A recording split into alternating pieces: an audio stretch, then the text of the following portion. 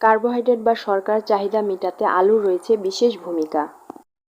এটি বেশিরভাগ সবজি হিসেবে ব্যবহৃত হলেও বিভিন্ন ধরনের নাস্তা তৈরিতে এর রয়েছে ব্যাপক ব্যবহার। আলুতে রয়েছে শর্করা।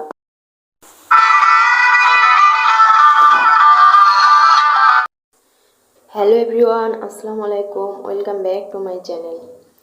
আলুর ঝুরি ভাজা তৈরি করার জন্য এরকম বড় বড় কয়েক সাইজের আলু লাগবে আর এই ধরনের গ্রেটার লাগবে।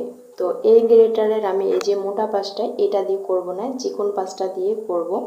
তো আলুটা প্রথমে আমি ছিলে নিয়েছি, ছিলে আমি এই লম্বা দিক দিয়ে কিন্তু করব।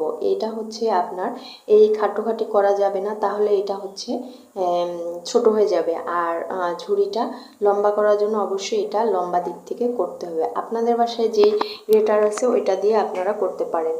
তো আমি এগুলো গ্রেট করে নিয়েছি। গ্রেট করার পর এটা পানিতে দিয়ে কয়েকবার চেঞ্জ করে করে এটা আমি ভালো করে ধুয়ে নেব। তো এই কাজটা আপনারা একটা প্লাস্টিকের ঝুড়ির মধ্যে নিয়ে ট্যাপে দিয়ে ভালো করে একদম কচলায় কচলায় কয়েকবার ভালো ধুয়ে নিতে পারেন। এতে সময়ও কম লাগবে এবং ভালোভাবে ধোয়াও হবে। দেখতেই পাচ্ছেন। তো এগুলো ধোয়া হয়ে গেলে আমি একটা হচ্ছে বাটিতে আইস কিউব দিয়ে 15 মিনিটের জন্য এগুলো ভিজিয়ে রাখবো। আর 15 মিনিট পর হচ্ছে আমি একটা ছাঁকনির মধ্যে কাপড় দিয়ে এর উপরে হচ্ছে যে আলুটা দিয়ে পানি শুষে নিব, যাতে কাপড়টা হচ্ছে পানিটা শুষে নেয়। তারপরে এভাবে যে দেখতেই পাচ্ছেন ছাঁকনিটা এভাবে শুষে নেওয়ার পর আমি টিস্যু পেপারের উপরে রেখে এভাবে চেপে চেপে পানিটা অবশ্যই বের করে নেব। পানি থাকলে কিন্তু আলুর ঝুরি ভাজাটা ভালো হবে না। আর আলুর ঝুরি ভাজাটা করার জন্য অবশ্যই আপনাকে একটু সময় দিতে হবে, তাড়াহুড়ো করলে হবে না। যেমন বিভিন্ন ধরনের হচ্ছে অনুষ্ঠান বাড়িতে বা হচ্ছে আপনার বিভিন্ন অ্যারেঞ্জমেন্টে এই আলুর ঝুরি ভাজাটা কিন্তু আমরা রাখতেই পারি। যেমন পোলাও ভাত, সাদা ভাতের সাথে এটা কিন্তু আপনারা খেতে পারেন।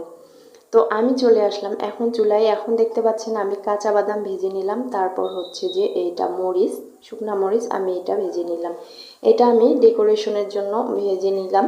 এটা সম্পূর্ণই অপশনাল, এটা আপনারা বাদ দিয়ে দিতে পারেন। তো এরকম যখন তেলটা একদম খুব হিট থাকবে এই অবস্থায় আমার এই শুকনা আলু ঝুড়িগুলা এগুলো দিয়ে দিতে হবে। অবশ্যই মনে রাখতে হবে এখানে আপনার হচ্ছে যে হালকা হিটে ভাজা যাবে না, অবশ্যই হাই হিটে আলুটা ফ্রাই করে নিতে হবে, নাহলে কিন্তু তেলগুলো হচ্ছে যে আলুর ভিতরে ঢুকে যাবে আর হচ্ছে মুচমুচে হবে না।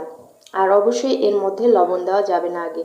তো এভাবে আমি কয়েক ধাপে এটা ভেজে ভেজে নিলাম। দেখতেই পাচ্ছেন যে আমার ব্রাউন কালার হওয়ার পর আমি এটা নামিয়ে নিয়েছি। আর আপনারা যে কালার পছন্দ করেন সেই কালার অনুযায়ী আপনারা ভেজে এটা উঠিয়ে নিতে পারেন।